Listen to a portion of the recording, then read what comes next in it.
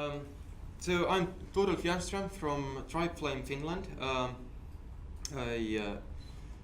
indie game developer and consultancy game consultancy company in Finland. We work with a lot of the largest Finnish game companies. I believe we're at 3 or 4 out of the top 5 ones that we worked with. We're also based next to and good friends with the guys at TickBits that have joined you last summer. And I promised to come share with you some of the insights we have had from how we build games, analyze games, both internally and when we have worked with externals, to have a sharing conversation about ideas we have from our side, and of course I'd love to hear ideas you have learn from your side as well. So without further ado, I'll jump right in. This is like basically a 3-part thingy. The first part I will go through the general framework that makes a working mobile game, and after this I will go into some more specifics about the monetization parts of it, and then some parts about iterations, A/B testing, and how to polish a game to really work well. So starting off, this is what I have here is an exercise we've been doing internally. And the idea here is that we that work in the game industry, all of us, we are professionals. We're not hobbyists. We're not making something because we think it's cool. We're making something because there's a group of customers who wants it. So we're not making games for ourselves, we're making games for customers. And that's a very important distinction between professionals and hobbyists. Now, in order to figure out and understand our customers, we need to sort of step into their shoes, which means finding out about the games that we personally do not like, but figuring out why do some of our customers like them. To figure this out, this is what we did here. We categorized the games on the App Store. I basically looked at the top grossing. Let me see, can I quickly jump into here? So you can do it a few ways. Either App Annie is, I'm sure, familiar to all of you. So here's App Annie top grossing list, and we have all of these here. Or you can slightly cheat and go into a tool like Game Refinery that is already digging through a lot of features of mobile games, and I can go here and sort by genre, and now I'll have, for instance, here are the top 100 games. I think this was, is that board or word trivia or board games, and there 2, 3, 4. There are 5 of those in the top 100 grossing list. And as I'm sure all of you are familiar with, there's a whole bunch of these match 3 games up here, and at some point I'll get to, there's a whole bunch of these strategy games, town builders, build and battle games, things like this. So it's a bit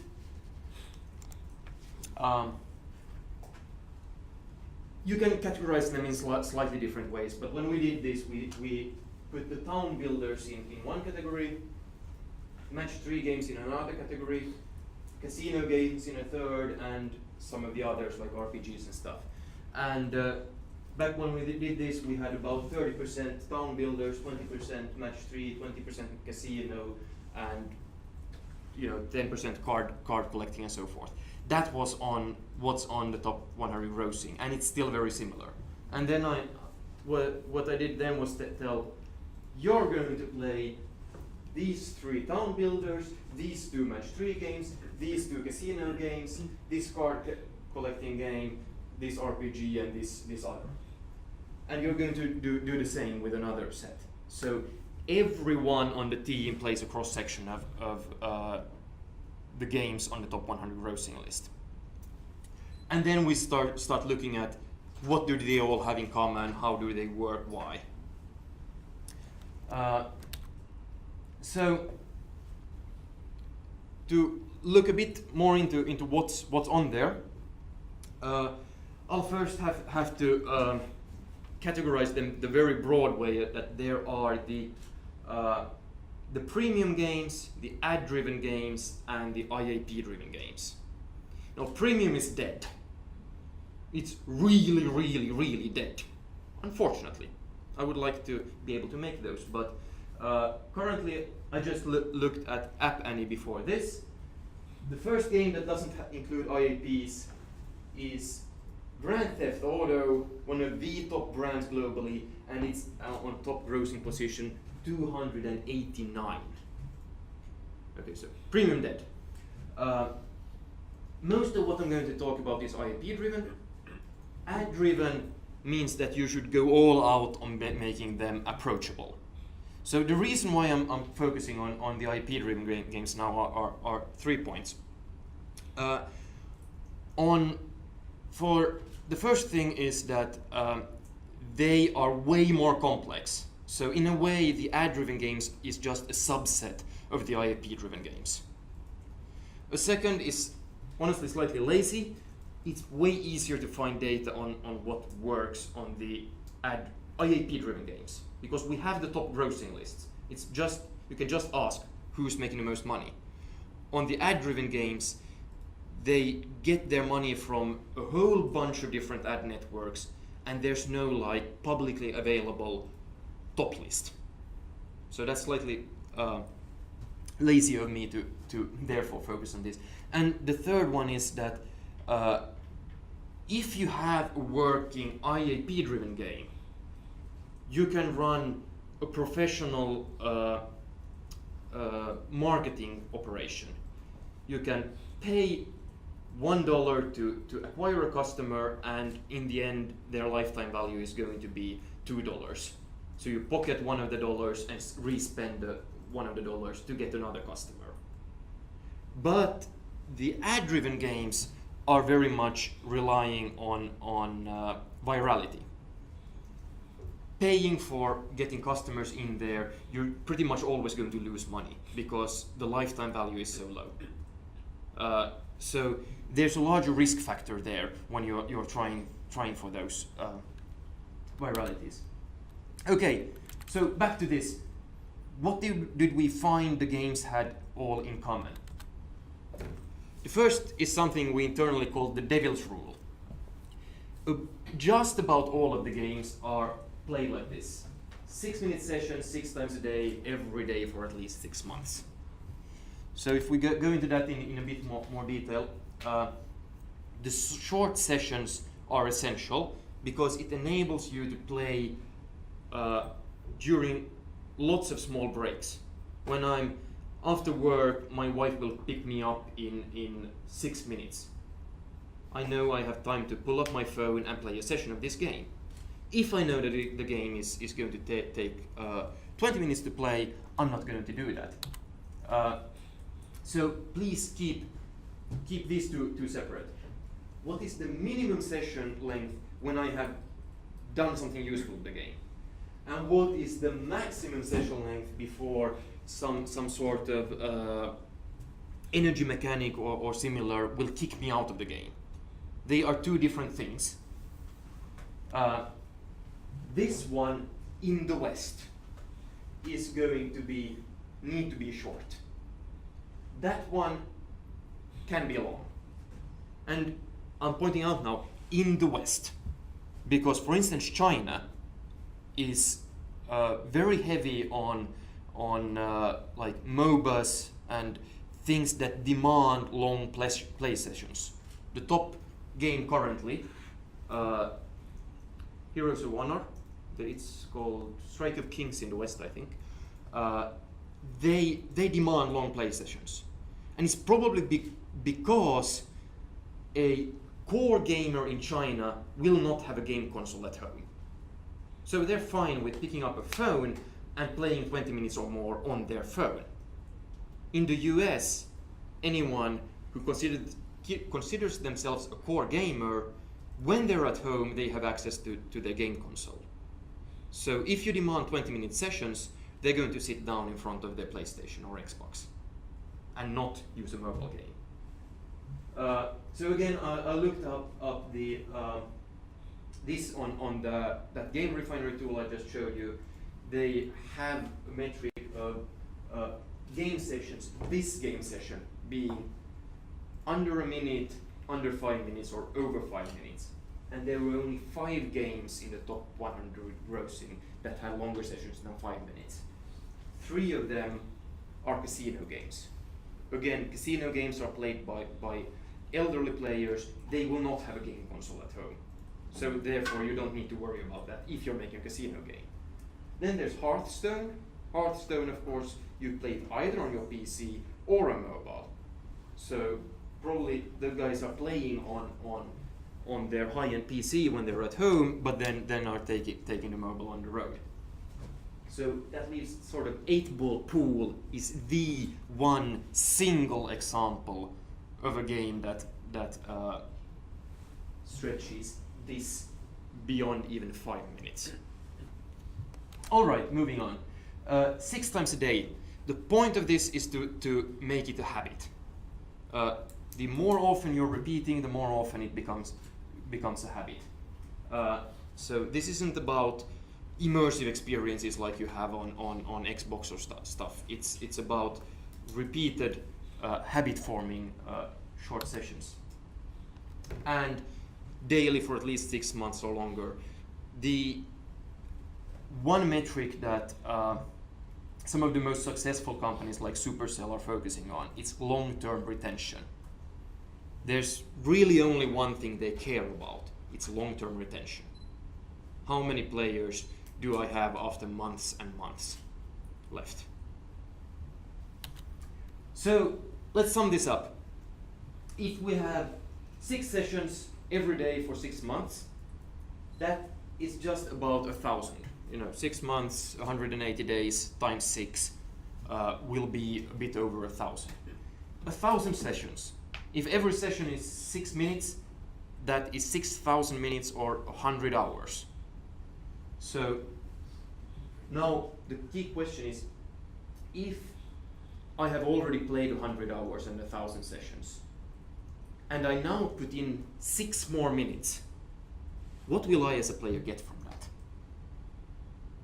So that's a question that needs to be answered up front before you start designing the game.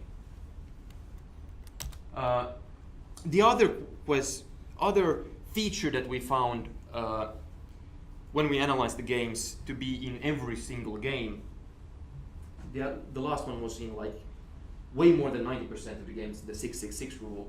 But this one, make it possible to spend at least $1,000 in the game. That's in every single game that is on the top 100 grossing list. No exceptions. And actually the 1,000 is lowballing it. So when the guys at Supercell and Rovio are designing games, if you can't spend $10,000 in the game, they're not going to make that game. So and of course there is a significant overlap between the people who spend the hundreds or 1,000 hours in the game and the spenders. So the game needs to be able to take at the same time both $1,000 spend and 1,000 hour playtime. All right, now with free to play, I'm basically having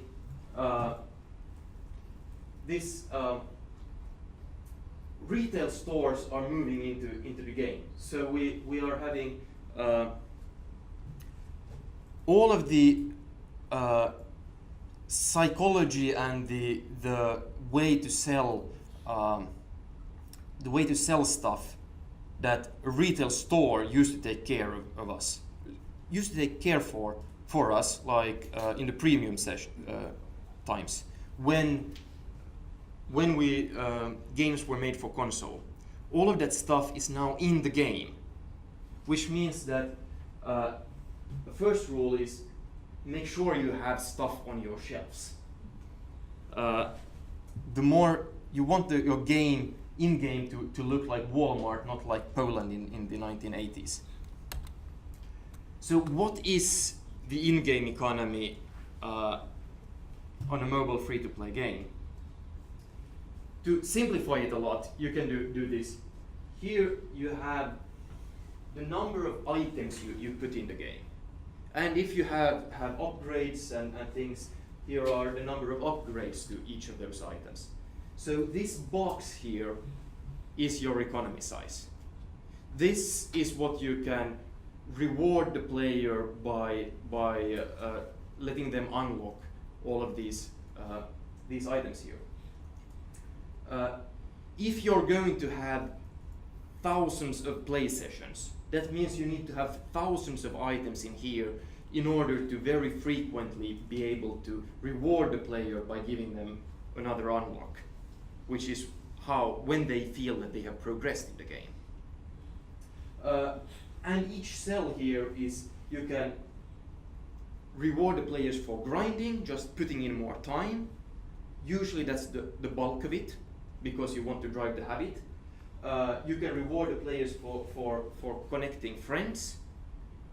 You can reward the players somewhat for their skill, but usually these games will reward more the time that people put into them, rather than demand that you're always very, very skillful. Luck can play a role, and of course paying or watching rewarded video ads or something like this is how you'll let people unlock these. Now, if we take a very, very cynical view, the whole reason a mobile game exists is to drive people to unlock more of these cells. So, if you look at a game with those glasses on, any feature needs to either expand the number of cells or make people desire to unlock a cell more. If it doesn't lead to more cells or a higher desire to unlock the cells, you cut the feature. If you're looking at the game from a pure business perspective. Don't make stuff merely because they're cool. A feature that's cool needs to drive people to want to unlock more of these cells. Okay, so we have, as I pointed out, there are 5 ways to let people progress: skill, luck, grinding, paying, and social. Basically building virality into the games. So when I've been coaching some startups, they go way overboard with this one. They think that it's only a skillful player that is allowed to progress in my game. From a business perspective, that's bad. You'll just lose players who otherwise would like you, and you could, of course, gain revenue from. The 10% rule here is that you need enough of these that can be upgraded by 10% at a time. Otherwise, you'll never be able to, or you will struggle with getting a large in-game economy. It's very easy if you have stats that can be upgraded 10% at a time, like take Clash Royale. You have, there are only 2 things that are ever upgraded: how much damage they do and how much health they have, these units. And it's 10% at a time. Every time you upgrade, they give 10% to those values and only those values. You don't get to upgrade the unit speed or do anything more fancy with like this unit used to shoot one guy and now he shoots 5. None of that. Only these and 10% at a time, and it lets them upgrade a lot. Some games make it hard to do this. So match 3 games, for instance, in the core game itself, there's very little that can be upgraded by 10% at a time. If I get a bomb in Candy Crush Saga, it will blow up this area, and there's not easily that I can increase the area by 10%. It's like increasing by 1 stop, and suddenly it's twice as powerful, and then it's 4 times as powerful, and then I broke my game. So this is another filter that you can use early on to see can I easily get a working metagame out of this, or can I not? Which is of course with match 3 games why a lot of the new successful ones are like Puzzle and Dragons. So you have the match 3 down here, and then you have fighting units up here where you can upgrade the health and hit points by 10% at a time for infinite number of times. Problem solved. Play versus player thing is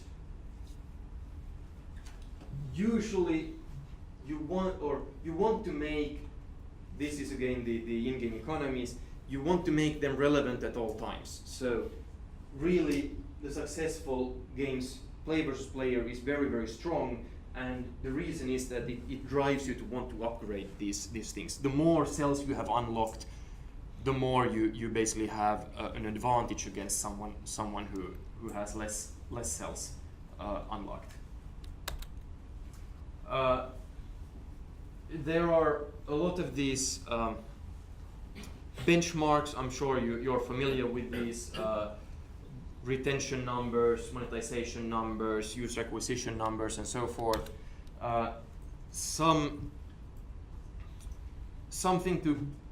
Things to point out here. When looking at retention, we can go, there are 2 routes to go.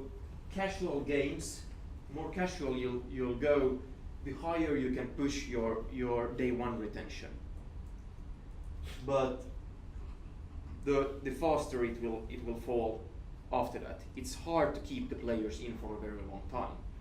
While when you go core, you will confuse people at the beginning, but keep them for a longer time.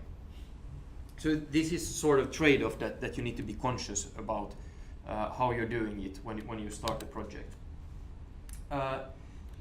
Now, a friend of mine looked through a lot of data. He was working for King at the time, and figured out that he can see something more important than just day 1 retention. Day 1 retentions are pretty much a vanity metric. Yeah, I made a very casual game and now I'm keeping like 60% of my players for the first day. But can you keep them for a longer period is the question. But what my friend realized is that the people who day 1 retention is just you lose the players who weren't interested at all. But the question is, how do you keep the players who sort of showed interest in your games, which means that they came back for the second day? He realized that all of these top games like Candy Crush Saga and the Supercell games and Game of War and stuff, they pretty much follow this rule that day 3 retention is 75% of day 1 retention. So if day 1 retention is at 40%, day 3 retention should be at 30%. 30% is 75% of 40%. Day 7 is 75% of day 1, and day 14 is 75% of day 7. And then every time you double the interval, you lose a quarter of your players. So this can be a more convenient early measure than the just looking at the retention metrics. Another thing to make a conscious decision about early on is that where are you trying to play? Are you playing for volumes, or are you playing for lifetime values? So here's where you go: more players but make less money per player. Candy Crush Saga, for instance, and you can go even more extreme with that. The ad financed games, things like probably Subway Surfer is the most extreme example of going crazy number of players, very little money per player. On the other side, you appeal to a very, very niche audience, which means that you need to make a lot of money per player. So it's just to make sure that at least you need to keep the box as large as possible, obviously. Just be conscious that the more you're targeting a niche, the higher you will need to push up the amount of money you make per player.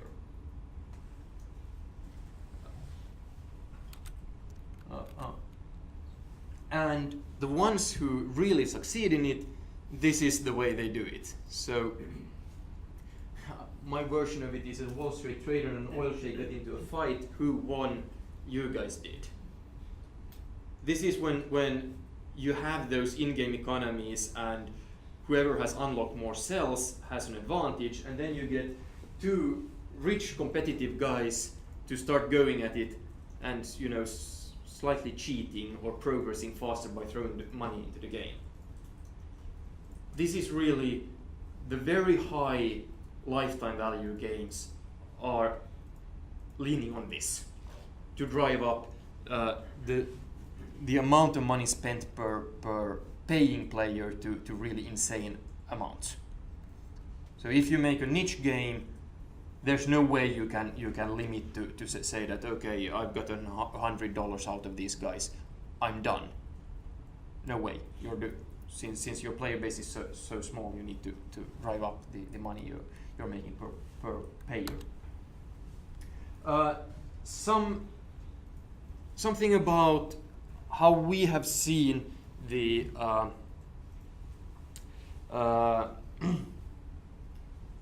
retention numbers move with different features. I'll go into more detail a bit later, but our philosophy is to soft launch a game immediately when you can. When the game is like 20% done, we soft launch. And then we keep building the game while it is soft launch in some country, so that we can see the impact of every new feature we're adding. We can see that it really drives the stuff that feature was intended to drive. And if the numbers aren't moving in the right direction, we can kill it off in the meanwhile. So we start with the very core of the game to make sure we have some simple core that can hook the players. And you get one retention curve here. You should be able to get some 20% day one retentions, even with only this, nothing else in there. If not, kill it, move on. Then you can add a tutorial which will, if you do that well, you'll push up the early retention. But it obviously won't do anything for your long term, since you didn't make the game really retain any better. What will lift the tail here is the meta game, the progression game, the long term, what happens month to month rather than second to second in the game. So you need to get the players in with this core game here. That's what got them to download the game, but then you need to get them to stay by shifting their interests over to the long-term progression of the game. And as far as we can tell, high production values, making the game pretty, making the game cool, that will sort of nudge you up on the short-term retention, but won't help you much on the long term. So in a way, that's a bit of vanity on a lot of the super polished stuff. Now I'm generalizing super hard here, so it depends on what genres you're in, for instance.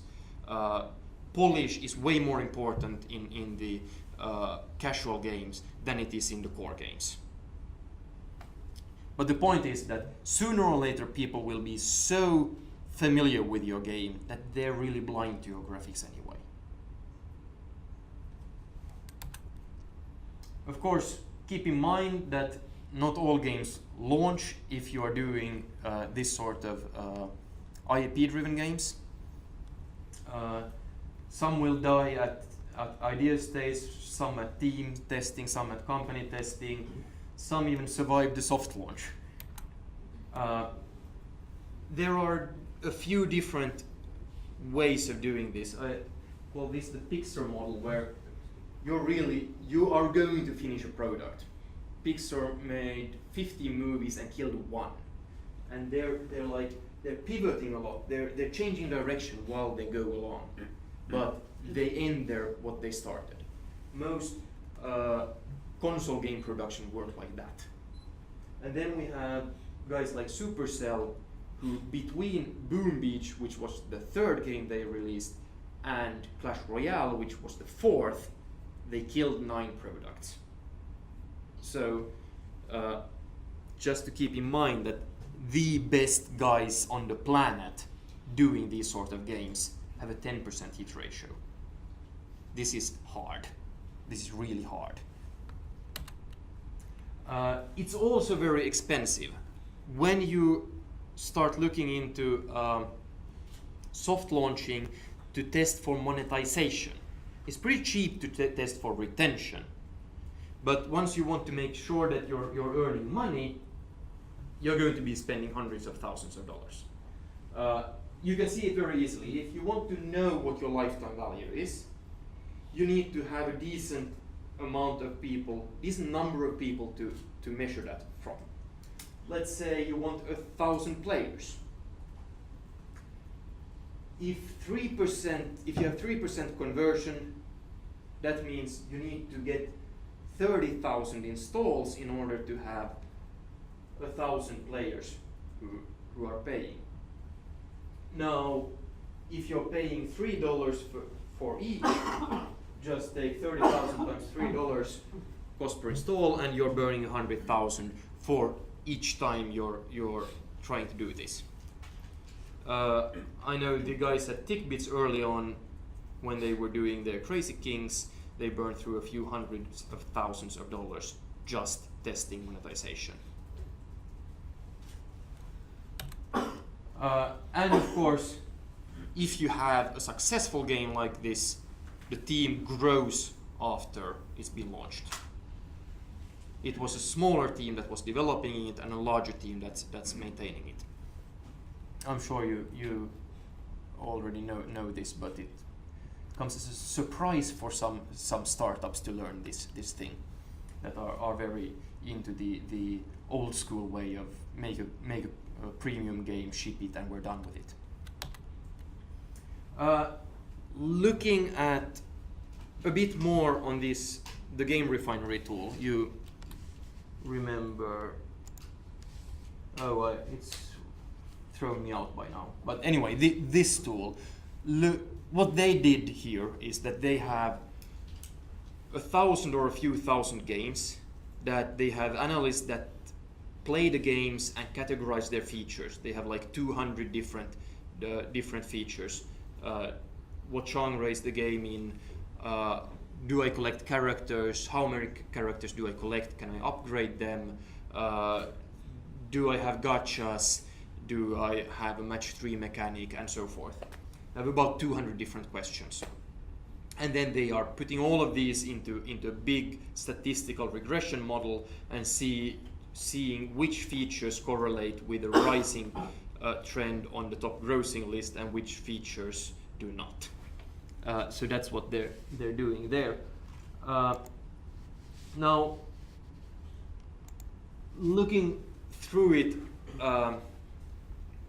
and trying to see a very high level view, most of the trending features that seem to help at the moment go into these categories. Huge in-game economy, what I already told you about. Their data says more is more. The more upgrades you have, the more units you have, the more stuff you throw in there, the better the game will do, basically. live events is a lot of the features relating to live events seems to be trending very heavily. It's also what Zynga is doing a turnaround. They are crediting their live events. EA likewise. A lot of the King likewise. A lot of these companies are now crediting a good pacing of live events, weekly challenges, with getting way more revenue out of the game.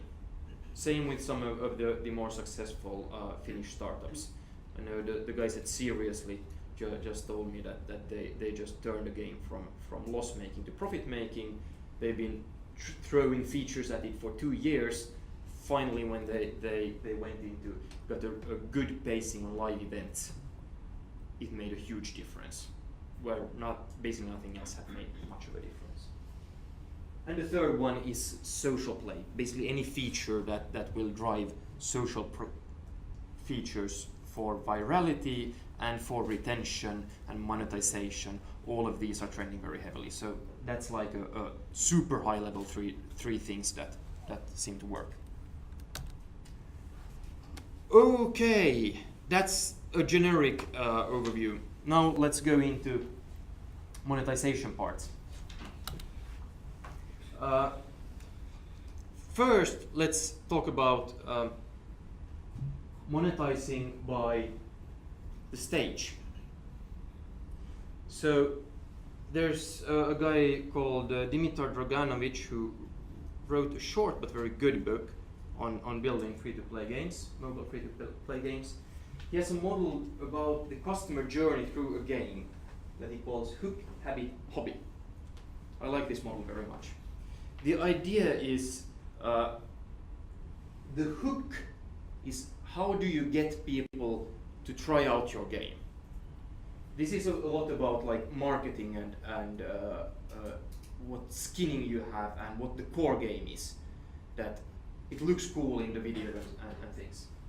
The habit is what I was talking about in the 666 thingy. Get people to keep coming back multiple times a day. The hobby is for the select few that have made your game into the hobby. Not one game among many they play, but the game they play. People who are very deep into Hearthstone, they play Hearthstone, and maybe one or two other games. People who are very deep into Clash Royale, they play Clash Royale. If you look into monetization, how to make money, the hook here, you need an icebreaker. You need to get people to spend their very first dollar. Because a big part of our customers have the mindset that I will never ever spend in a mobile game. And as long as they're in that mindset, it's a problem for us, of course. So make something very, very high value, a good discount, a good deal, that will get the first dollar out of them. Because then their mindset changes. Now, it's no longer absolutely never, but I already did this. It's way, way easier to do it to spend a second time after you have spent the first time. The habit phase, basically you are monetizing faster progress.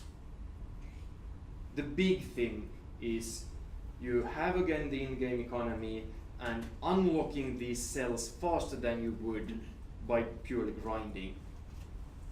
That's where most of the money is made here.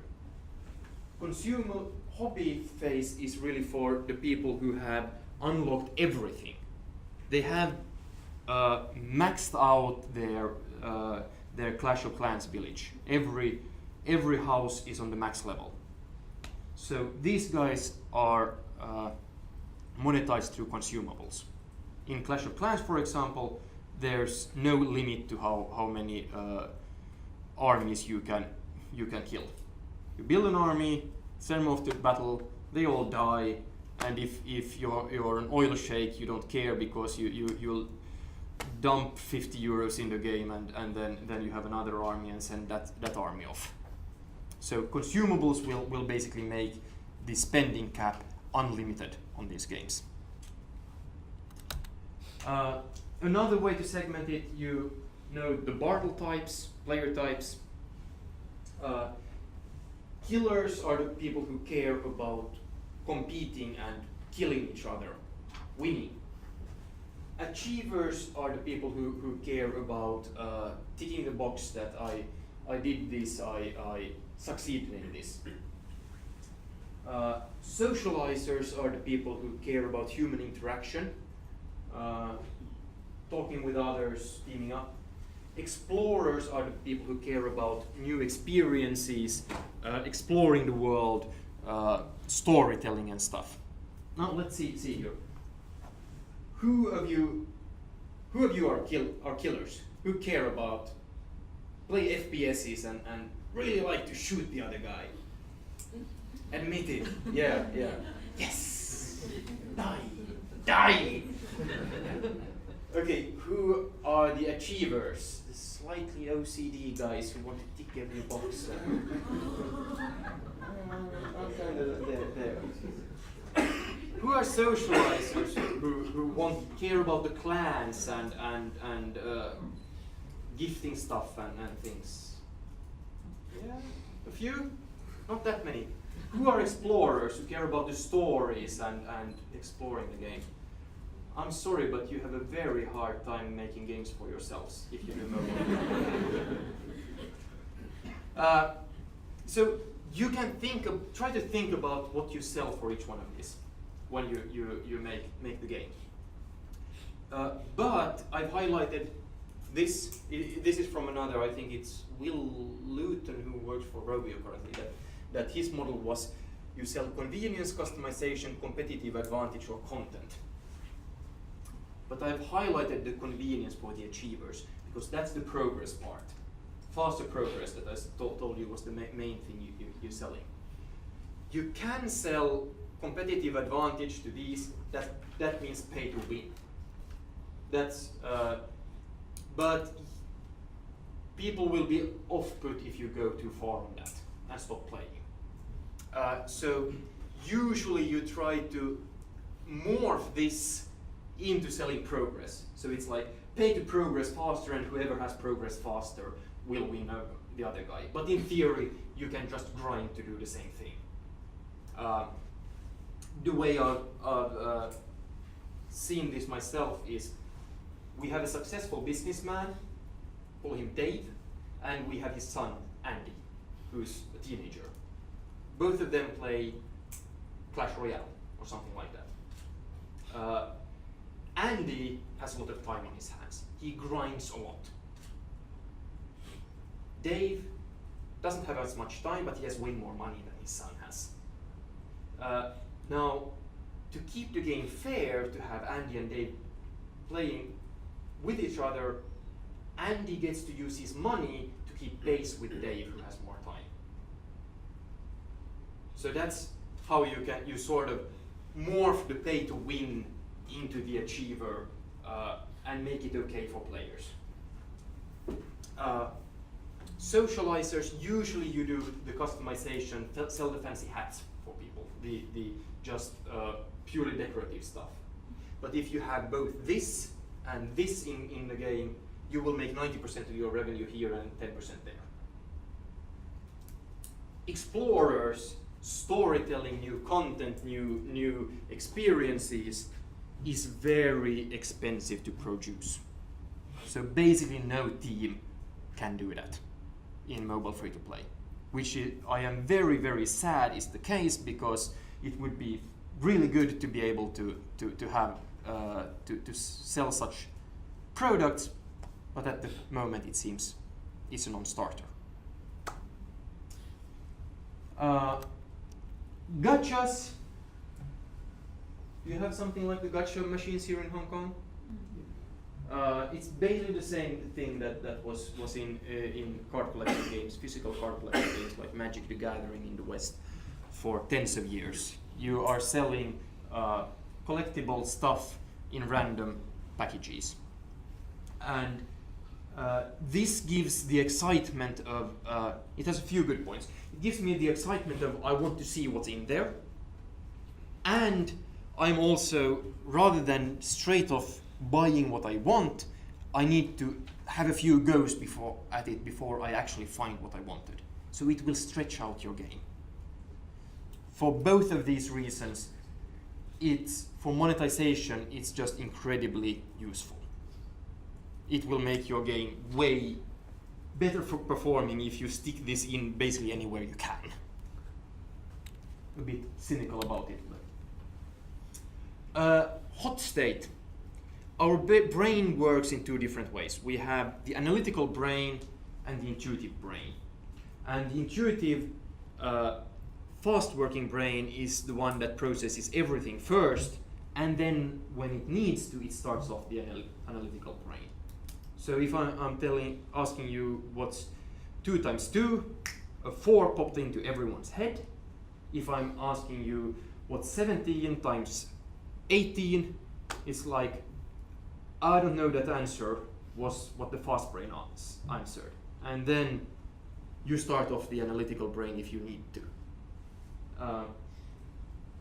The thing is that when you're asking for money, no one wants to start up their analytical brain. So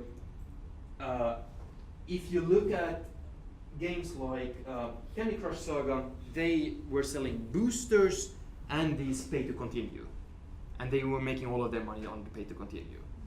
Because the boosters, you need to realize that they're good value, you need to plan ahead, you need to use your analytical brain. While this is just like, okay, I almost got there, let's continue. Same with all of these runners. This is the point where the runners monetize, the little that they do monetize. Save me in Temple Run there. Loss aversion, this is one of the big ones. Say I'm giving you a bet. Let's flip a coin.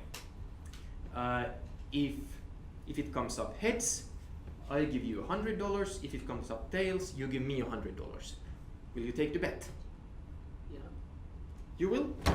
Most will say no. You're special. So even if I say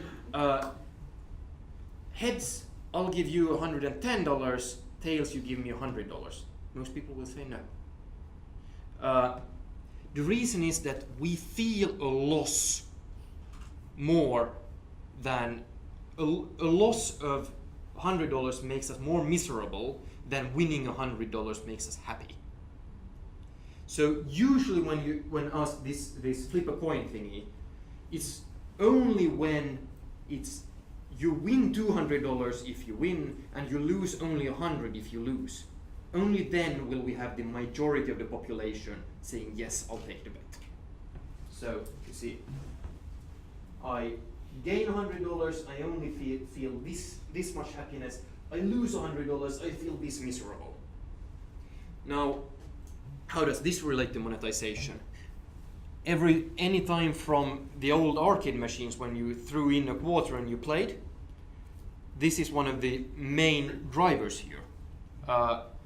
Once you are at the point where you are further than you have ever been before, if you do not throw in a quarter, you lose all of this progress you made in this one game and you have to start over from the beginning. It's very likely that people will throw in another quarter at this point. It's the same thing that's used in things like Puzzle and Dragons. You progress through this maze, you collect amazing stuff you get out of the during your way. Now if you get this close but fail the level, the game will take all of that away from you. Now you're way more likely to pay, to keep what you already have. So it's a stronger incentive for us to pay if I give you something, say it's in your pocket, and then I tell you, I'm actually going to take that away, unless you use some hard currency. So this is a trick that's actually used quite quite a lot and has been for a long time. Offers and scarcity, slightly related. Once you have the large in-game economy so that you can do the real large discounts, it's almost hard to find something in Game of War that's not heavily discounted.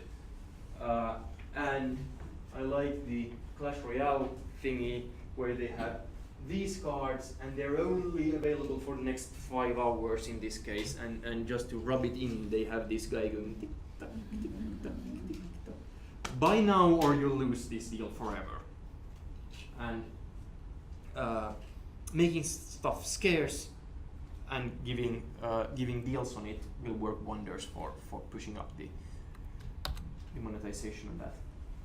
Subscription model is really trying to build things that you spend, but then the value you get out of it is dependent on how much time you put into the game. For instance, this is the Clash of Clans builder. It will allow me to progress faster, but only if I actually make use of it and by coming back often. So it's like trying to engineer the double thingy to get monetization and retention out of the same thing. The IKEA effect is interesting. This is from a book called Hooked, How to Build Habit-Forming Products. It's basically the model for how habits are formed. Now, a habit, we have some sort of trigger that triggers us to do something, whether that's going to lunch because I feel hungry or whatever you do in the morning. Anyway, then you do the actual thing, that's your habit. You get some reward for it. It's stronger if this is a variable reward, basically a gotcha. And now, in order to make me care more about it, I should do some little bit of work in order to earn my reward. Because stuff that I have worked for myself, I care more about. So IKEA will sell you furniture basically made out of cardboard, but they make you screw them together yourself, which makes you think, this is my table, I built it myself. It's worth more to you than it would be otherwise. And this really like locks it all in place, and then you have a trigger, another trigger for when you will do this again. Perhaps when you're at the same place again, when you have the same feeling again. In a mobile game, this could be as simple as a notification. Your building is ready, your upgrade is ready, your energy is refilled. Price anchoring is really about price anchoring. People don't know what things are worth. Actually, the amount of money we are willing to pay for a product is basically arbitrary. There used to be black pearls used to be worthless. People couldn't even sell them when they tried to put them on sale. One time a jeweler said just get rid of those.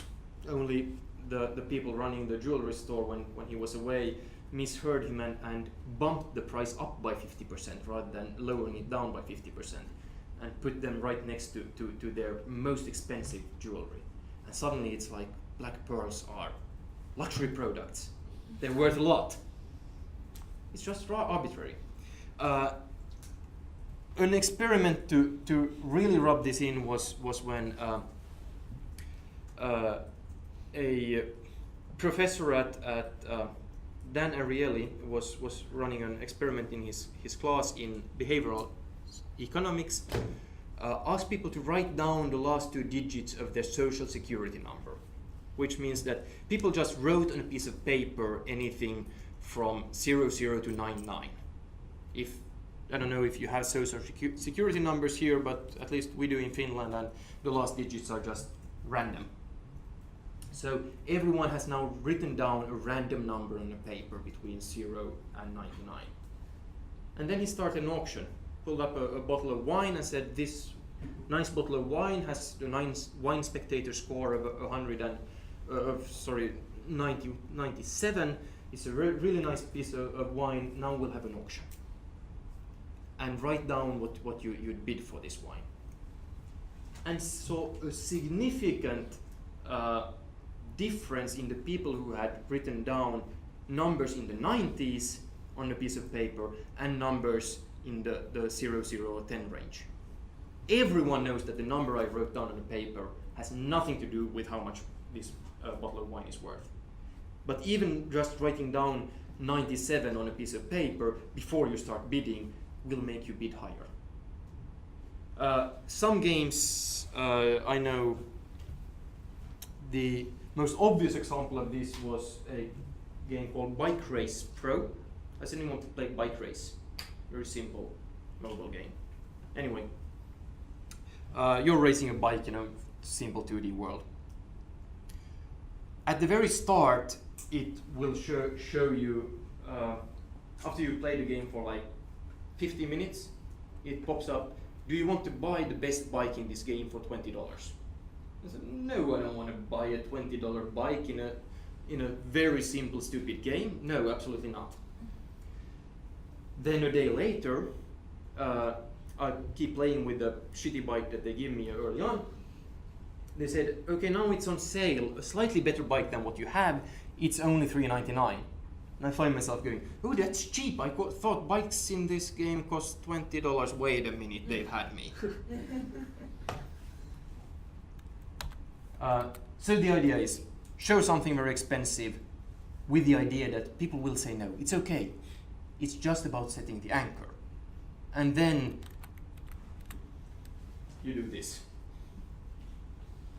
Offer. Social proof is basically everyone does what everyone else does. So you do really need to have the behavior that everyone talks about in your game should be that customer is a spending customer. This is why games like Game of War, when someone in a clan buys with hard currency, they will broadcast it to everyone else in that clan and give them a slight perk. Because now there's a social pressure in this clan. We are the sort of clan where people use hard currency. You should too. It's a very, very strong way of nudging people into a behavior to say that this is how everyone else is doing. And the more it's people like you, the stronger.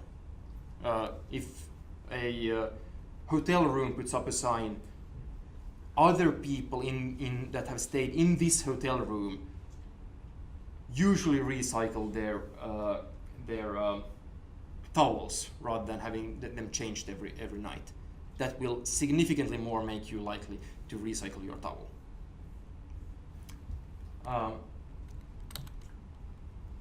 Availability is that the more you hear about something, the more likely you will judge it. So again, coming back to a game where you have a clan and some rarities, gachas, if someone finds the rare or legendary card that's very, very unlikely for them to find, you should tell everyone else on their clan. Now a guy that you know actually found this. That will make people's perception that it actually happens more likely.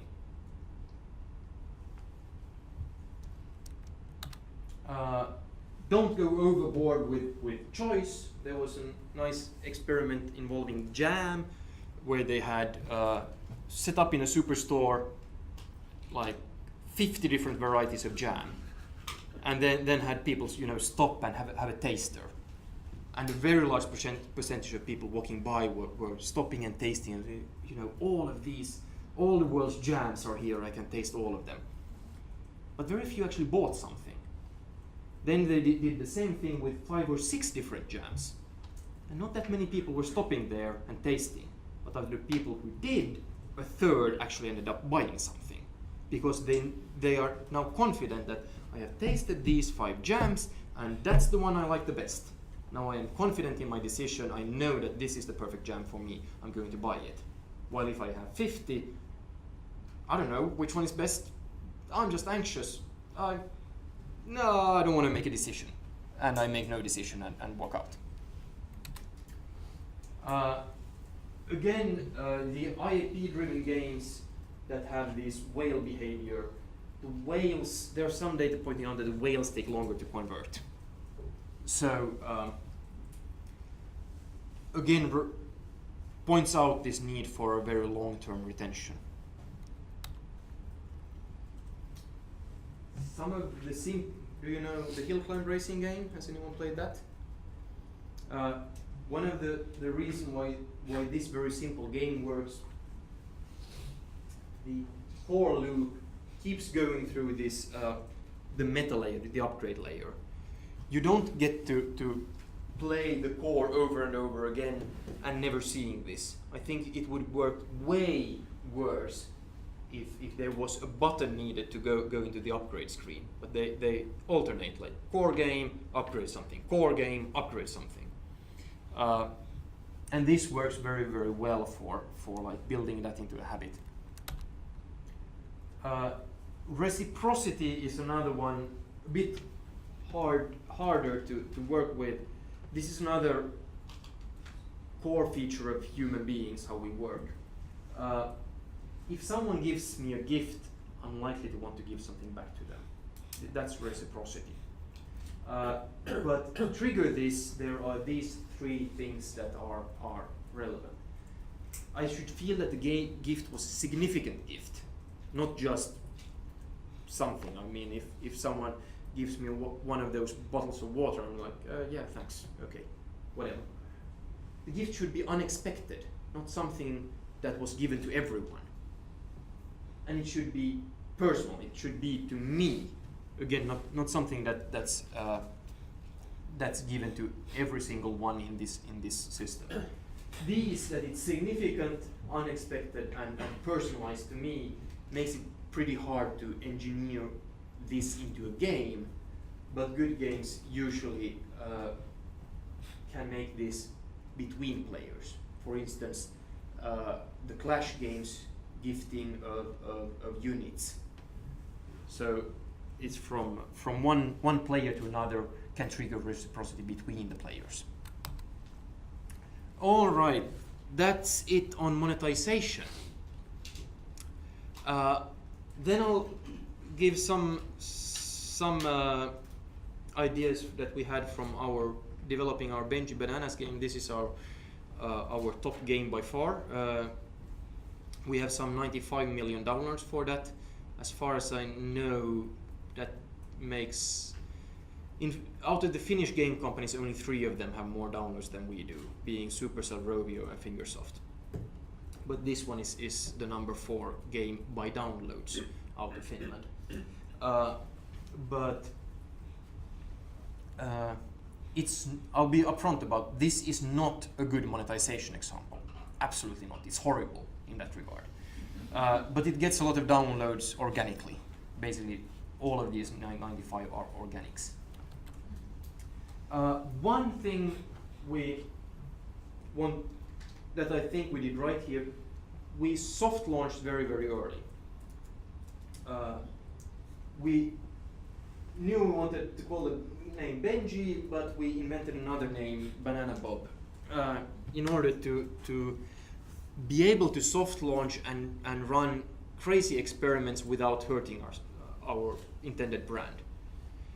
If you want to go really hardcore on it, register another App Store name or Google Play name and invent another app name, game name.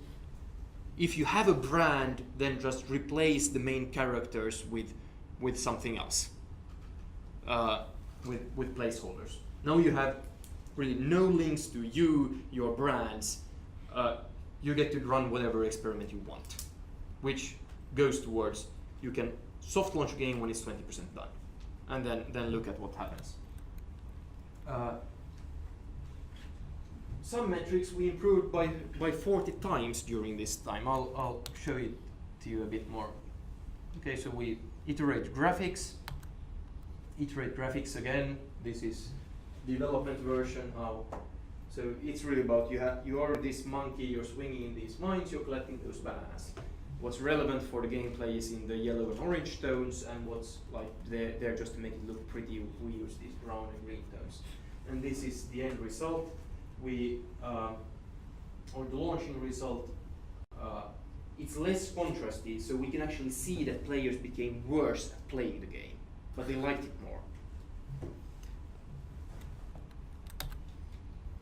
Here is an old goodie that you might recognize. This is from Tapjoy. We can immediately, even from this, we can see how the game is improving. The red line being the sessions, how many times it's played, blue the daily active users, green the new users. So we were running these wave after wave of tests, and we only spent like $500 to acquire a bunch of new customers here. And 1.0 they immediately stopped playing, 1.1 they stopped playing, 1.2 you can see some guys sticking around for a week, but then everyone stops playing. You see suddenly 1.3, hey, people keep playing here for a bit. 1.4, perhaps we nudged up the baseline a bit more. 1.5, once we stop acquiring new users, the green line doesn't fall down to 0 anymore. So people are apparently telling their friends about this game, and number of sessions starts growing on its own. So now we can see that it's working. So here we were tracking, that's the game version, 1.1, 1.2, 1.3, the same that I just showed you. And this is how many times does a player play before quitting in 20 days. So 1.1, we had a miserable 1/3 of all players even played their first session to the end, so that our analytics engine could send back the data to our servers. And we had 0.5% playing 100 games or more. While over here, we were getting around 10% of players playing 100 games or more. And we could also see that this non-Tapjoy, I'll show you. So if we look at the people who came in during these days when we were advertising, versus the players that came into these days when we were not advertising, which is sort of the organics, you can see that it's this one versus that one. 77% one game played jumps up to 96% of one game played. 9% 100 games played jumps up to 21% 100 games played. So where you acquire customers will have a huge impact on what the numbers will be. Also, we can see when we do stupid stuff like 1.4 to 1.5, we made a short tutorial, which pushes up how many people complete one game, but all of the other numbers are worse because they didn't learn to play the game as well. So we can catch it when we make mistakes this way. So the idea was that we have our vision of where we want to go, we soft launch the minimum viable project as soon as possible, and then we keep doing slightly messed up, but anyway, 1.1a and 1.1b, we keep doing a bunch of A/B tests and always see that one's better, that's the new baseline, how can we improve it? We can improve it like this or this, measure the two against each other, measure the two against each other, measure the two against each other. Probably we end up somewhere else than where we intended to end up. So at that point we were basically throwing away half of everything we were doing. There was a lot of things like these characters, we built them, we programmed them, we drew them, we animated them, and then we flushed them down the toilet when the data told us it was a bad idea. So there's a fair amount of that happening here. For instance, have you played Jetpack Joyride? Who has played Jetpack Joyride? Yeah, at least half of you. Who has played Tiny Wings? Yeah, sort of half of you. You know then that they are different. This one, when you screw up, bam, you're dead, start over. This one has this timer here. when the sun goes down, the game ends. So if I screw up over here and I land the bird down into this valley here, I will lose a few seconds, but I get to continue. So which way do you want to go? We're making a cute casual game with that monkey over there. Do you want to be harsh with players? If they screw up, kill them, make them start over. Or do you want to be lenient with players, make them lose a few seconds, but let them continue? Who is voting for be harsh? 3, 4 guys? Who is voting for let them continue? Okay, that's like at least 75% of you. Now, but there's a bit of ambiguity here now. You're not all agreeing. So what do? We build both. We built into Benji, we had one version working like this and one version like this. And then we A/B tested. And we were pretty sure, just like you, this will come up tops. Only that one did. So we said, oh damn, we screwed up. Let's redo it. Let's polish both versions, but mainly we polish this one. And then we redid the test. And that version won again. We said, oh damn, we're not good at this. So we polished the hell out of this one and slightly tweaked that one. And redid it a third time, and that one won. So this is how Benji works. And this is just to make sure that you understand. Even if we're polling a room full of professional game developers, you might be wrong. Test stuff. Really test stuff. And you're not the first room of professional game developers that I've asked this one, and the majority is always wrong. Always. The best thing I've seen was one group that was pretty much evenly split. We have even gone crazy at times. We put a brainwave scanner on this nice lady, a eye tracking device in front of her. The red dot is where she's looking. This is what she's thinking, and this here is a video of her fingers playing the game on an iPad.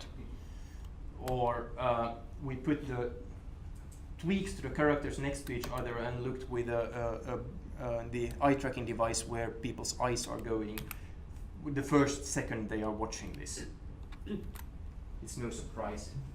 This guy looks at us, and people are hardwired. If something looks at us, we look back. This guy has these sort of empty eyes that are looking not towards us but over here. So anyone who bothers at all looking here are wondering, what's the monkey looking at? So they're searching for something here.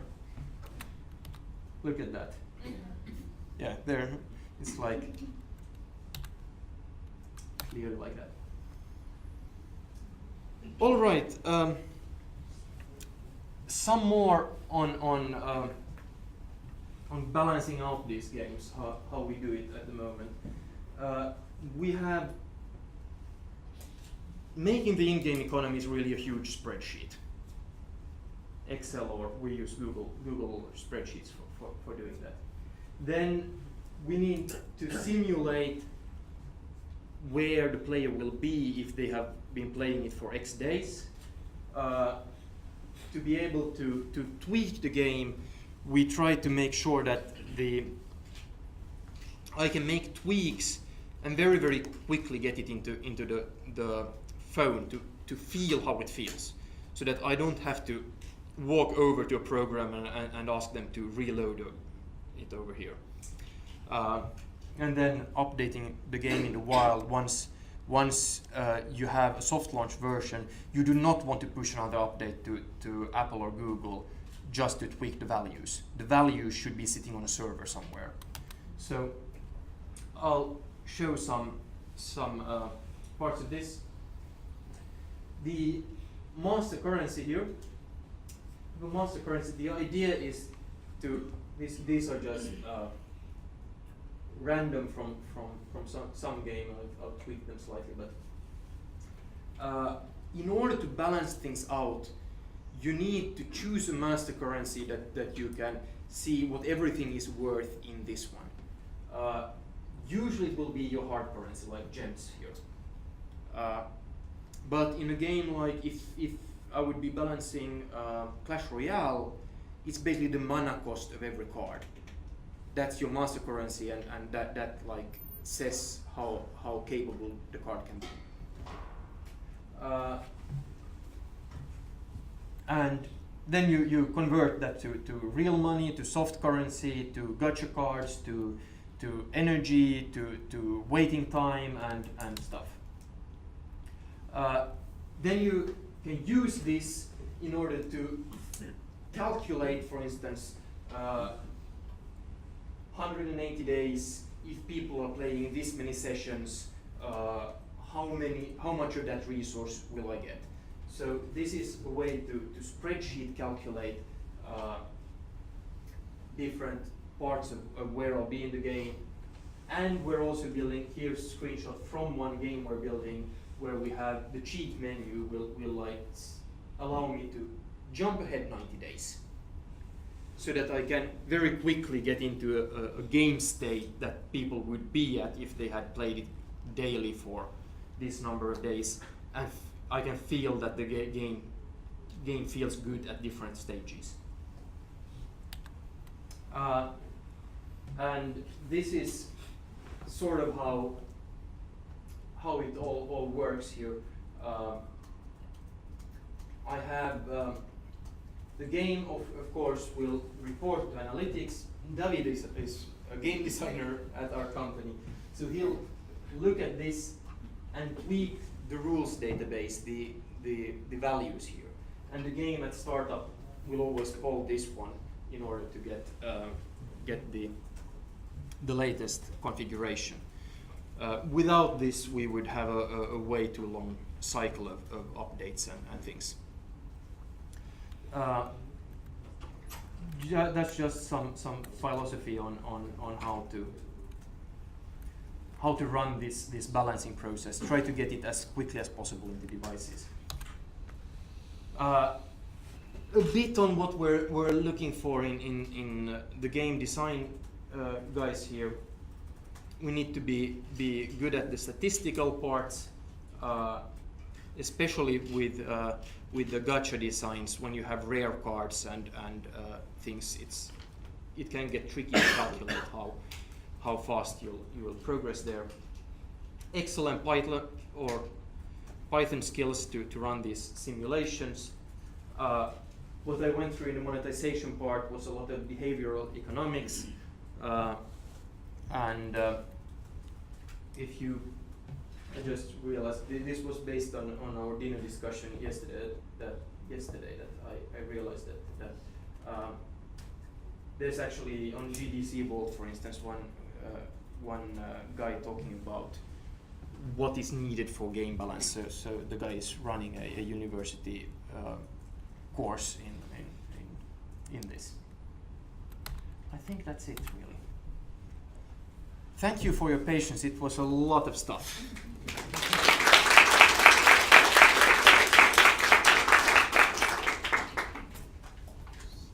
Yeah, I'm sure you have questions on different parts of this. It was with a brain dump like this. I'm pretty sure there must be big holes. So please. If your game involves a gacha system, how do you simulate like lacking days? Because it may involve like 100 of times of rolling the gacha. Yes. Some games we have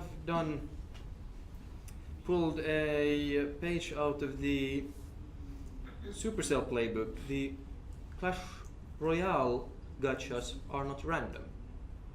There's a set sequence. It's sort of, they pre-generate a random sequence, and then they will give you stuff from this sequence. So we pretty much know how often a legendary card will show up. It's if you play the game X times, then you will get this many of those cards. So it's really it's basic statistics and you might do a few cheats to make sure that the player isn't super lucky or super unlucky. gacha system is linked to a customization system where different players may go different route to a customization path. Mm? So if you simulate 19 days, different players may, even they have the same type of cards, they may request different cards from players and they may end up totally different after 90 days. Yes. So what we did here, I press that button. I will give you the resources that you would have after 180 days, but you will have to then decide on how to spend those resources. So yes, someone might upgrade these units and another guy these units, and yeah, you basically have to do that. This allows you a shortcut to do it, but still you have to then tap the upgrade button like crazy a few times to get to that part. Yeah. Yeah, so what happened between version 1.1 and 1.2? Jump from like 33% to like 60% first day. Like, what do you do? I think the big one there was we got our tutorial to really work. So the biggest jump was when we finally were able to teach the players to play the game effectively. And how do you decide that the tutorial was like the biggest priority at that point?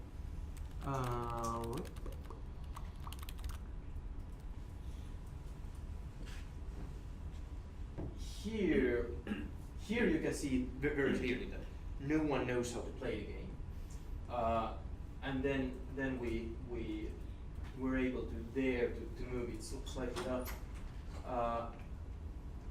I must say that I don't really remember. For instance, over here, 64, 65, 69. That one isn't moving that much, but these ones and 2, 3, 11.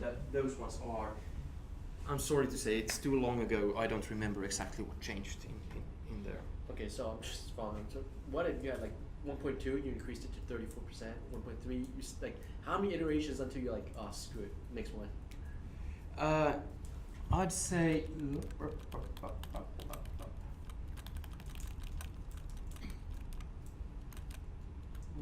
did I have that one? As long as we can see that this is moving in the right direction, we believe in it, but we can if the early prototypes stay somewhere below 20% and it's not moving in a few iterations, few soft launches, then we should kill. But it is when it's moving slowly in the right direction, we don't know where to get there. It's a very, very hard call, and frankly, at times we've spent too much time on something that should have been killed earlier. I don't have a waterproof answer for this.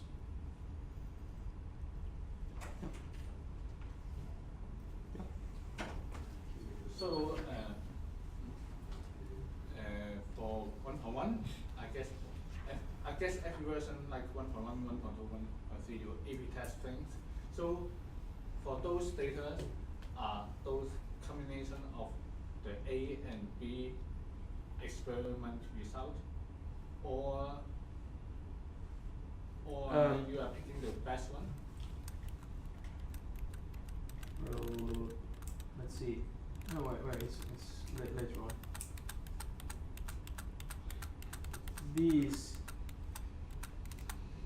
These numbers, I think this was the mean. This was both A and B included in there.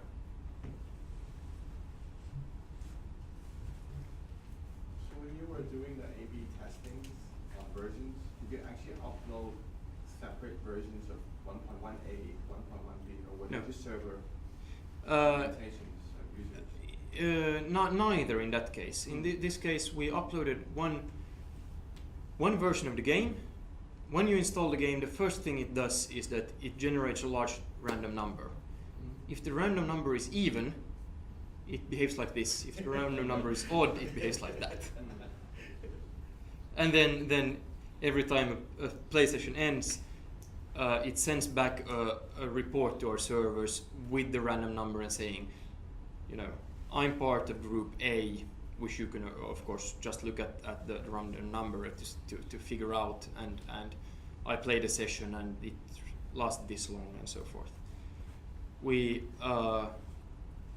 early on we were like tracking for any action game. We've been tracking exactly how many milliseconds they are holding down their fingers, and so that we can reconstruct like how they are failing and try to figure out why are they failing. So okay, for instance in Benji you need to hold down your finger for a while, because when you release, the monkey releases, and if you just tap, then he grabs and immediately lets go of the vine, and you will lose. So we can see, for instance, that did people get our gameplay or did they not.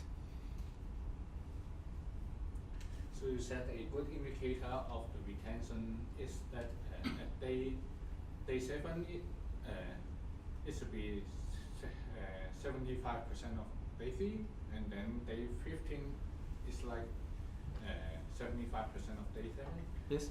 So why do you choose 20 days for a retention A/B testing? Because this was several years before I learned that trick. I wouldn't do this again, or this would be one of the things. But this was like 3 years before we figured out how we currently think is best to work with retention. So if you are going to do it again, how many days will you stick these versions? I think I'll track about 2 weeks to be able to see what's the day 1 retention, day 3, day 7, day 14. So when we've been doing these release cycles, we've been trying to keep a 2-week cycle. But every second week we push out something new. But then the players may not update immediately. So maybe if every 2 weeks you release an update, then if some players are like a few days after you release and they update later, then you can't get the 14 days retention waiver. The update's in the app though, right? It's not having to get a new update from the store, it's all done dynamically on load, so. Depending on small features dynamically on load, larger features of course you probably need to put on the store. But we're really, when we've been doing this, we're looking at this cohort that we get in by a spike in advertising. And then here's like 1,000 players, and we look at how they behave. And we don't really care that much about these players that came in here in between. And once we go with the next update here, we basically stop caring about how these players behave and treat this new cohort as new replacements. Now we are following them. And here we are following these guys and stop really caring about those guys. So when we do these early tests here. How do you choose the soft launch area? Depending on the game. So for casual games we've been using Malaysia lately. We wanted something where it's cheap to acquire users and they speak English. Another game that we made was more mid-core, and we thought that Malaysian players probably will not get this genre, and we said, okay, let's pick something. It's a sort of medieval themed thingy. Europeans like that sort of game, so let's go somewhere in Eastern Europe, and we chose Czech Republic to test that one on. Markets will differ, especially regarding monetization. So you cannot test monetization in places like Malaysia. if you have no idea how much Americans are going to spend. Retention, you can get sort of indicators on markets like that. But monetization, it's both you need to test in the expensive markets and you need a lot of money to do it. And there's even surprising differences between places like Australians will spend 3 times more money than the Dutch. The Netherlands, they don't spend much money in mobile games for some reason. Too busy in the cafe, that's why.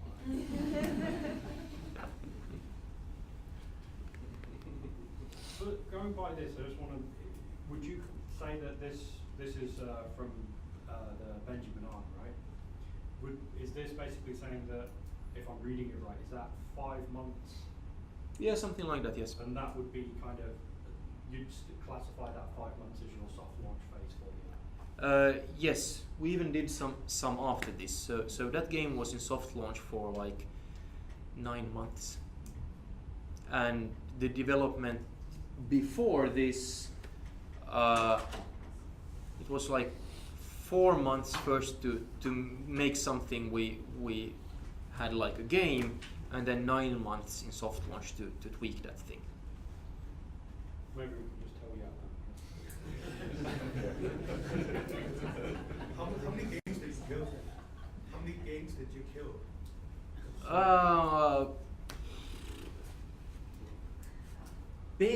In a way, not enough. But it's hard to calculate since it's killed on the idea stage, killed on doing some production, doing a lot of production. Most of the stuff that we have done some soft launch, we have actually released them, because we were in there. We have worked kind of like I understand you guys are working, like, what could it hurt? Let's put it out and at least get some silly little revenue rather than nothing, which is different from a lot of the larger guys in Finland, and I believe we as well might learn a lot from them by saying that don't waste zero time on stuff that won't make a lot of money. Like, if it's not worth supporting, because there's always some support and maintenance work, and you need to be ruthless about don't do it if the game isn't making the revenue. Our games never die.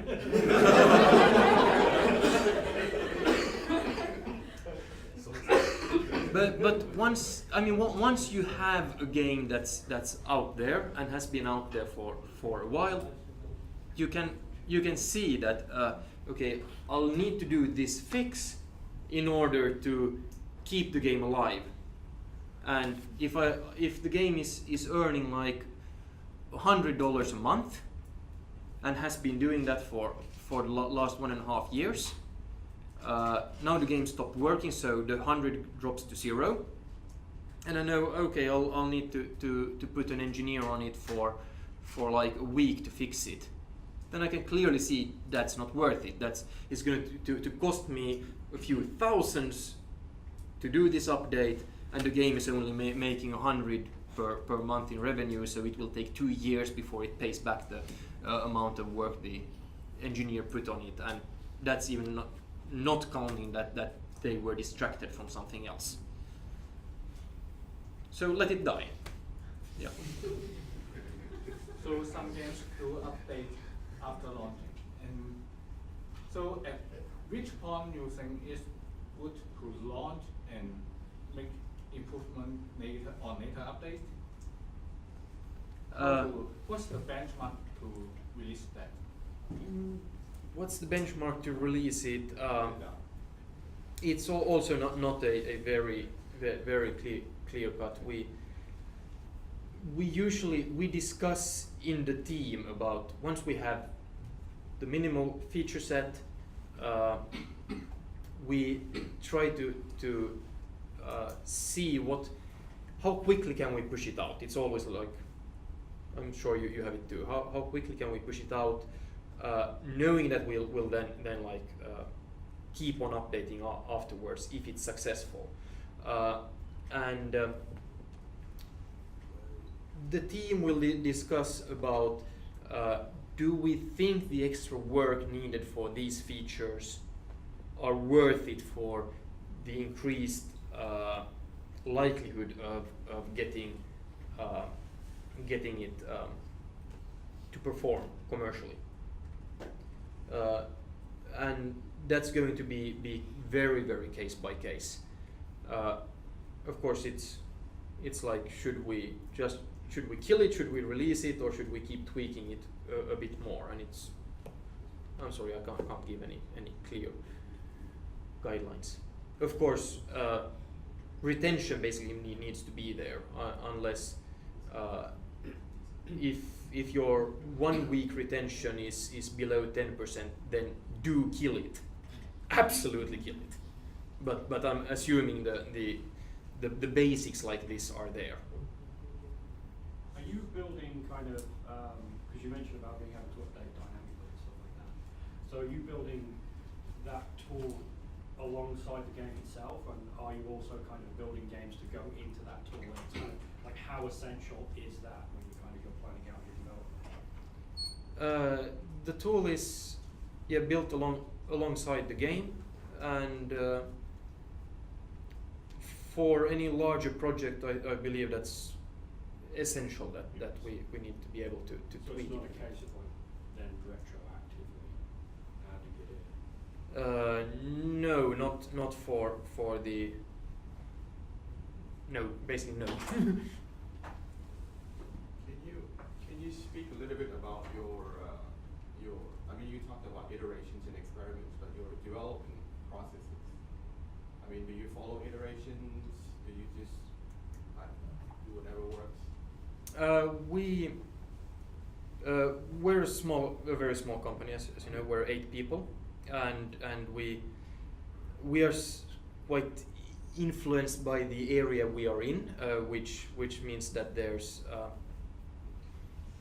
we try to push down responsibility and authority as far down as possible in the organization. The game teams frequently overrule me. I like it that way. Then we run 2-week development cycles. We put a bunch of features, we use Trello for it, have bi-weekly meetings. We say next sprint we'll do these features, and make sure everyone knows what to do next week, and then leave them alone to get on with it for the next 2 weeks. And once we try to get to the soft launch as quickly as possible. Then once we are at soft launch, or what we call soft launch, it's really an alpha launch. It's like the game is 20% done, let's soft launch it, and then let's keep on working. And then we get this data, like every new release we get this data, and we look at that to see are we on the right track, are we heading in a reasonable direction. So it looks like kind of having this very in-depth, aggressive review of data and stuff. Is the approach you take by saying, okay, during this time we're going to be working on this, and then it's essentially those people 100% on that, kind of reviewing it constantly, updating it.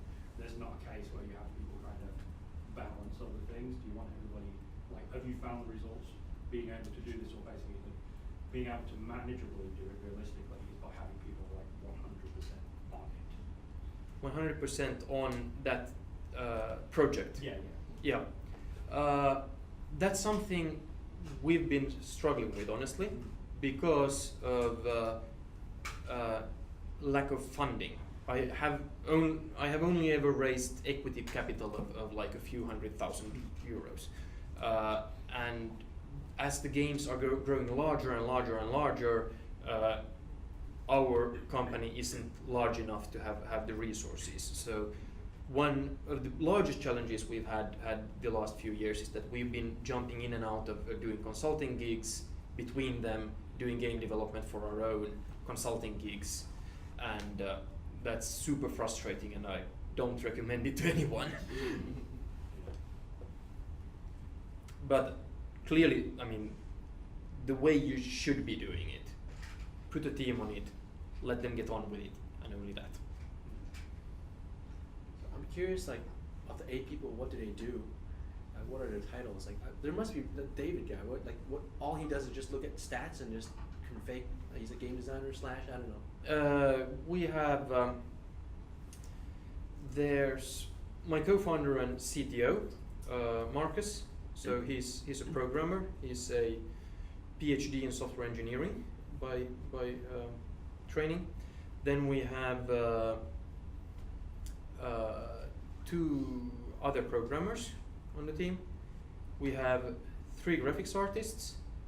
We have David that is doing game design, analytics, level design, and then we have 1 bureaucrat.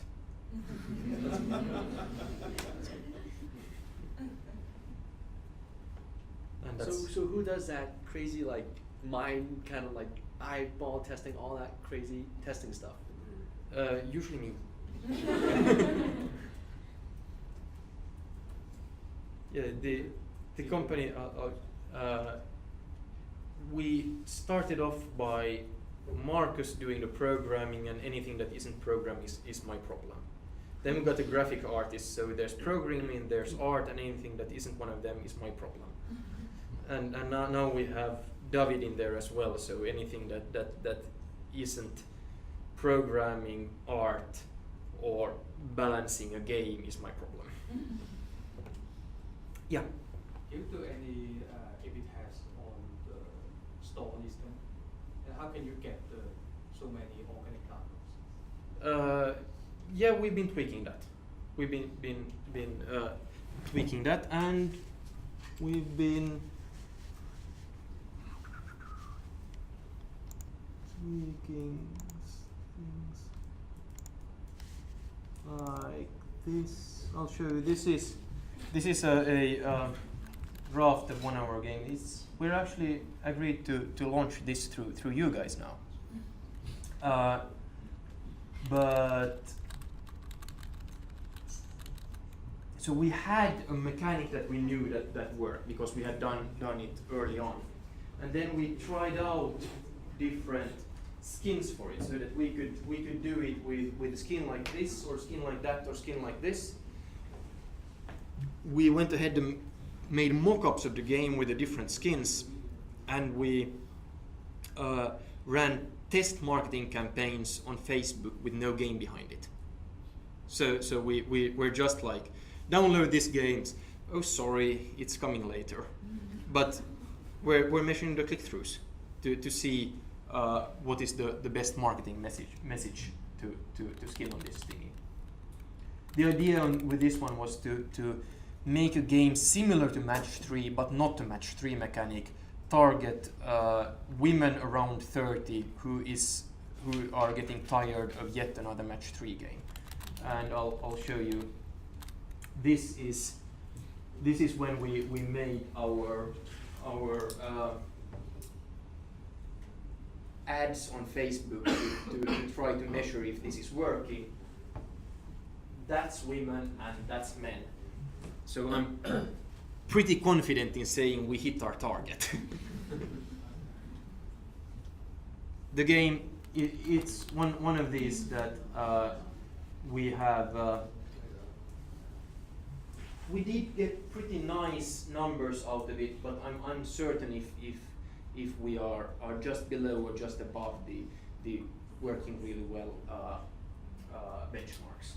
So I believe we are at almost 50% day 1, and day 7 is at around 17-18% retention on when we were testing this. And on our own, we don't have quite enough to know if monetization or long-term retention will keep up. But let's see where it goes when it goes live. Do you soft launch on both platforms at the same time? No, we've been usually soft launching on Android because it was much faster. You didn't have to wait for the 1 week period that Apple had. And it's cheaper to acquire users there. So early soft launching, I would keep doing it on Android. It's cheaper and faster. Later, once you start worrying about monetization and things, then you might do it on both. Or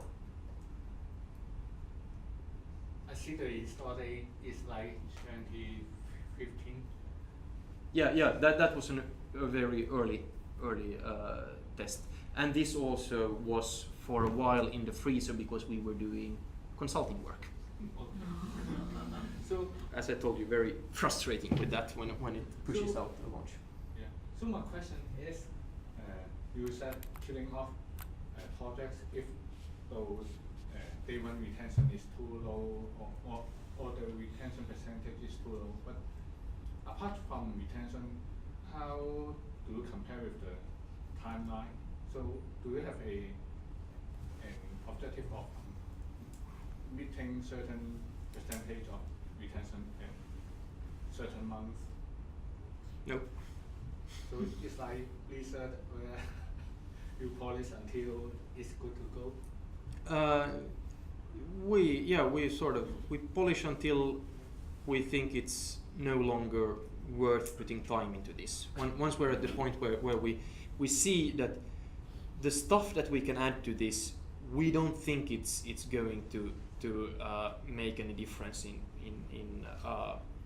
commercially for this game.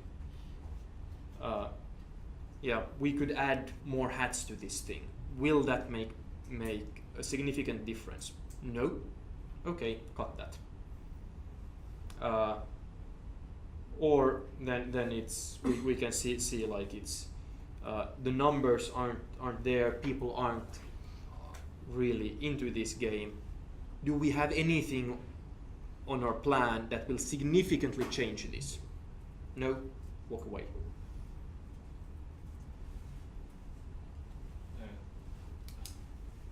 How do you decide whether to just launch the highest retention version versus queuing a project? We have launched.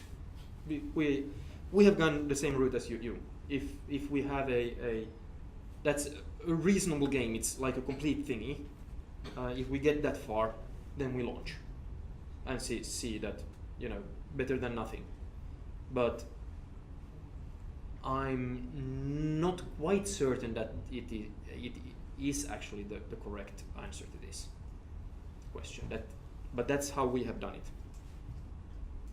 So if we're making a mistake, we're making the same mistake as you guys are. Yeah. How do you handle cross-promotion in your games? We have built a very simple Do you have any engine. strategy for it? Sorry. Do you have any strategy for it? No, really large one, because we are such a small team that the releases are so far apart that it's really like, okay, let's try cross promoting this from that other game, and we have a small engine that does that technically. But So actually all we do here is based on the long-tail model. We launch as many apps or games as possible, targeting different niche market. What do you think about this model? hard to comment since I haven't done that myself. Is it working?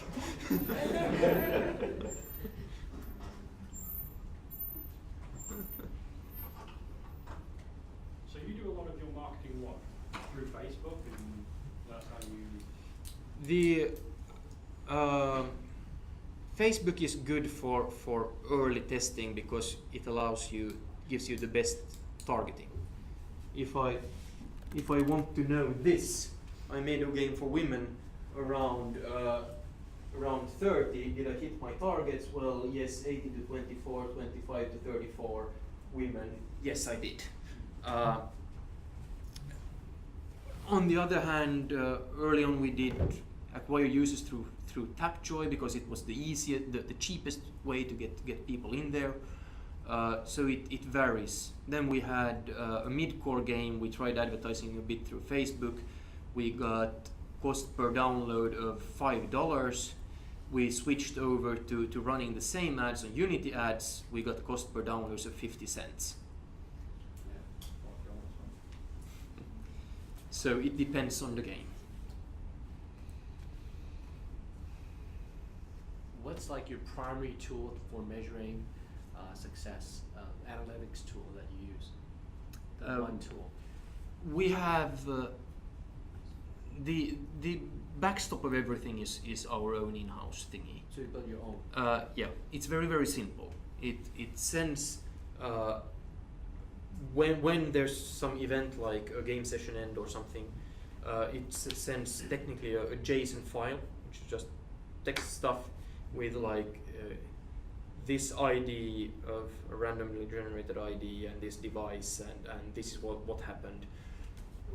And we have this huge database of stuff, and then we go pull it for like Marcus is then doing shell scripts to dig out different stuff.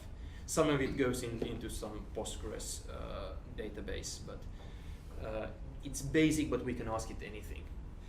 Then for easier ones, we have used like a few different ones, Flurry and Game Analytics, and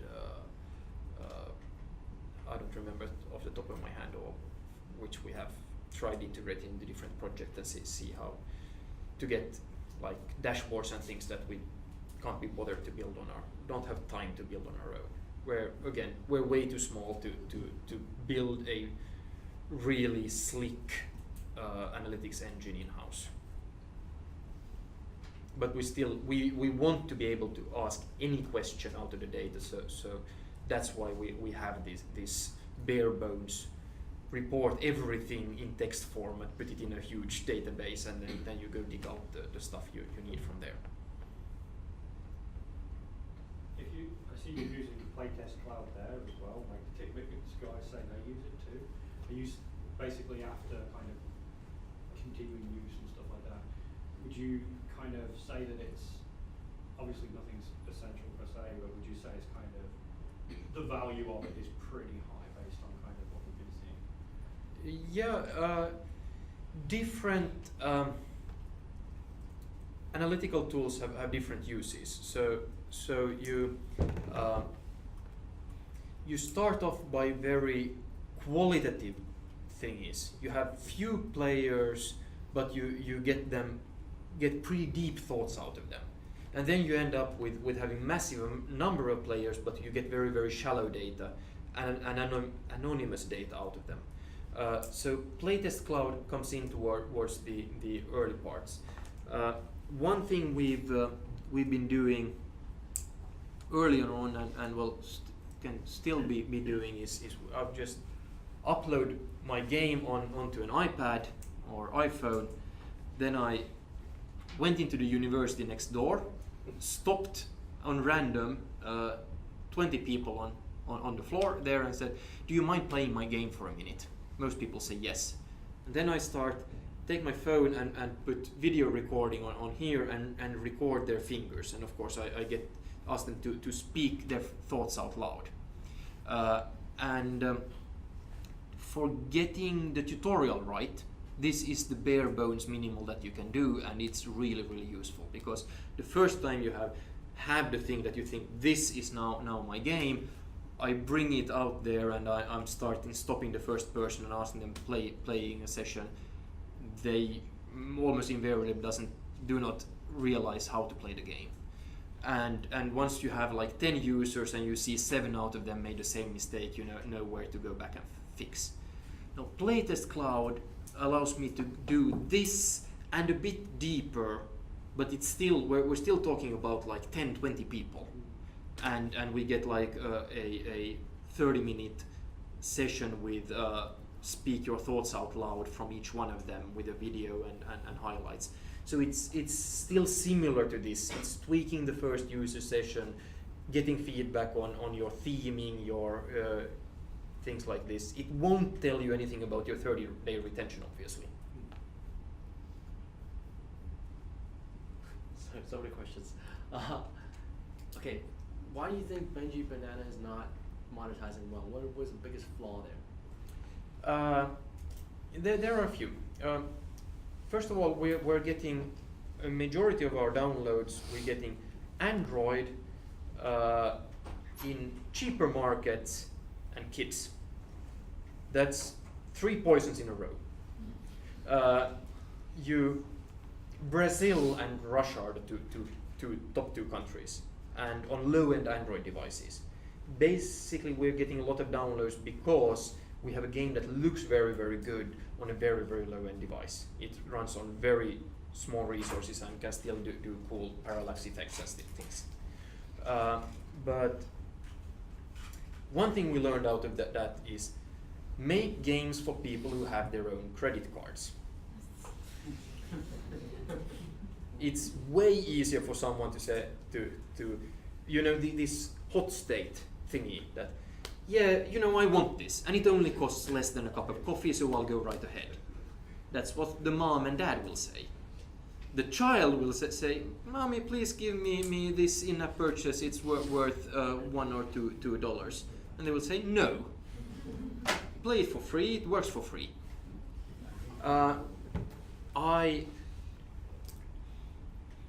There's very few, if anyone, who's making a business out of kids on mobile. That's again a sad thing. I would like there to be more of those, but I don't basically know of anyone building a big business out of that. Don't do kids. Then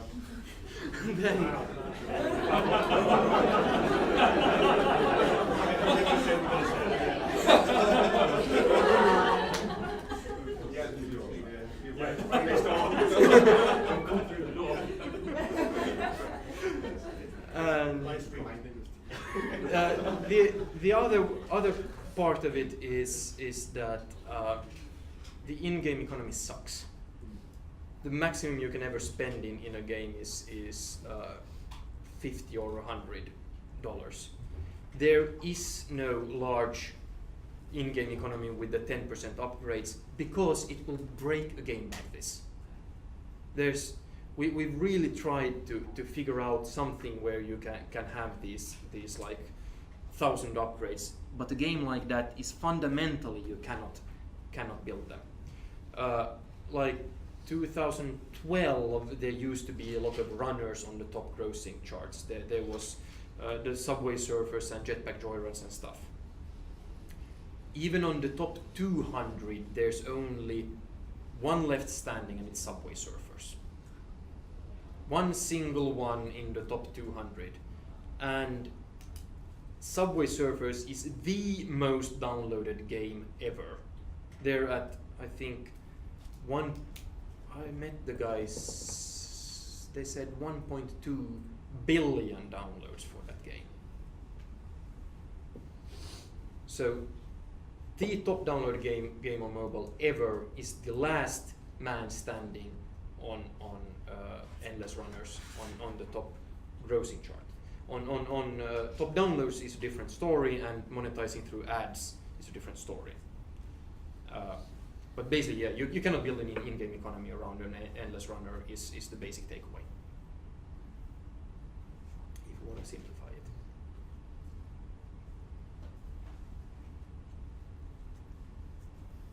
Did you pitch platforms for featuring your apps? Yeah. So did you make any changes to make the platforms happy? Yes. In order to get them? What do you make? For instance, the Hipster Sheep has iMessage stickers in there that are probably useless for anything else than keeping the Apple guys happy. You build features to get featuring.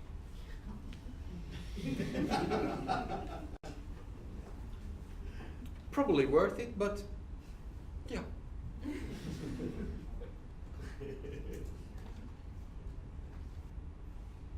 All right. Thank you. Thank you. Thank you.